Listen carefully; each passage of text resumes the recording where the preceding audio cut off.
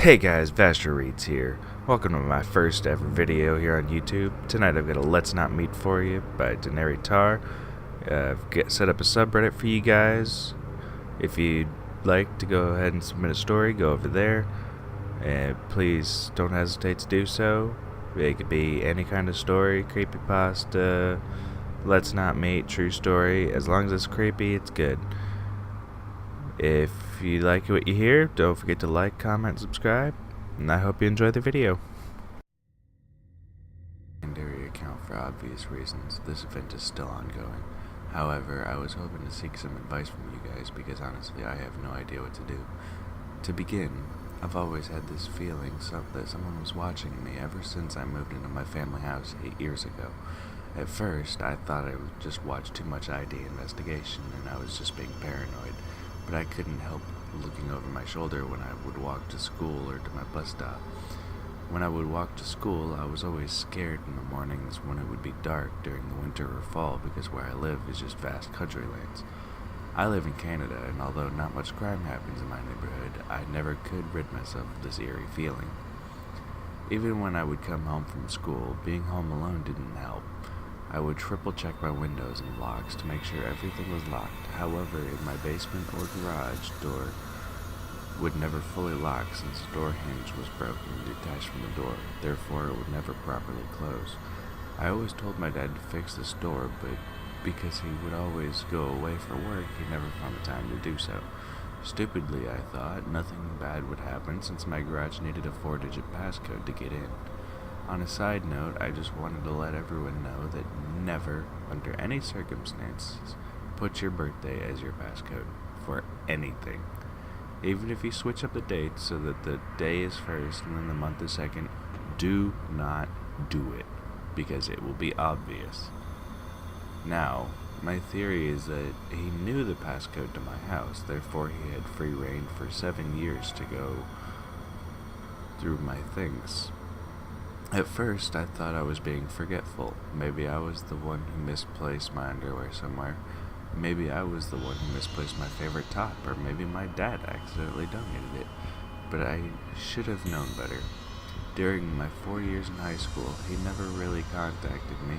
It was when I went to university that things started to change. Since I lived in the countryside, I decided to go to a university an hour away. My dad didn't want me to live on residence because he didn't want me to leave the house unattended for long periods of time. So we came to the conclusion that it would be best if I drive to and from school. Now I would leave for university very early in the morning, around 6 a.m., and come back around 6 p.m. at night. I stopped being aware of my surroundings at this time because I would be tired from my 12-hour days, and now I wasn't walking alone, everything would be fine. When I would come home from university, I would find certain things moved in my house. Now, I'm a neat freak, and I could have mild OCD, so I like things a particular way in my house. When little things like my makeup or candles would be moved, I thought it was odd and would frequently bring it up to my dad, but he would just say that it must have been me who was doing it, but it wasn't me. During my second and third year in university, I started getting weird notes in my mailbox. The writing on these notes looked almost childlike, and it would always be written in blue ink. I have those country-style mailboxes at the end of my driveway where the little red flag goes up whenever we get mail. From the way back from university, I would always check the mail, and sometimes I would find these letters. The letters would never be long. In fact, they would only be 1 to 3 sentences that would contain odd questions like, "Where are you? I wonder what you do while you're away from home. How do you find university? It must be tiring driving that long. Do you make new friends? Do you still hang out with your best friend? You dress differently now. Why is that? I miss the scarves you used to wear. You don't close your curtains as much anymore. Why don't you look for me?" These letters would always come once a month at the beginning of the month.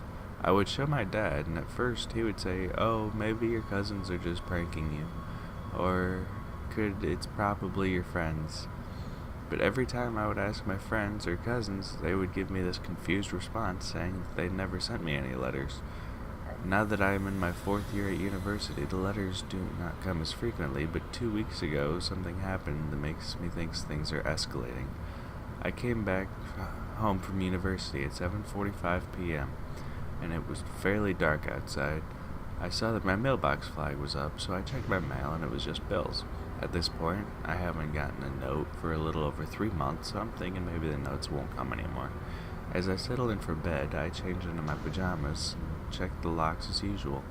As I checked the lock on my front door, I looked out the glass panel of the door and saw that the red flag in my mailbox is up. It's 10:30 at night, so there's no way the mail could have gotten dropped off, and plus, I just checked the mail. I called my dad and tell him about it. He said not to freak out, and maybe one of our neighbors accidentally got our mail and just dropped it off, since this happens quite frequently. I stay on the phone with my dad, as quickly run down the driveway to check my mailbox. As I open up the box, I feel my heart drop because it's an unmarked manila envelope. I quickly run back inside and open the manila envelope, and although there is no written note, I find something more disturbing.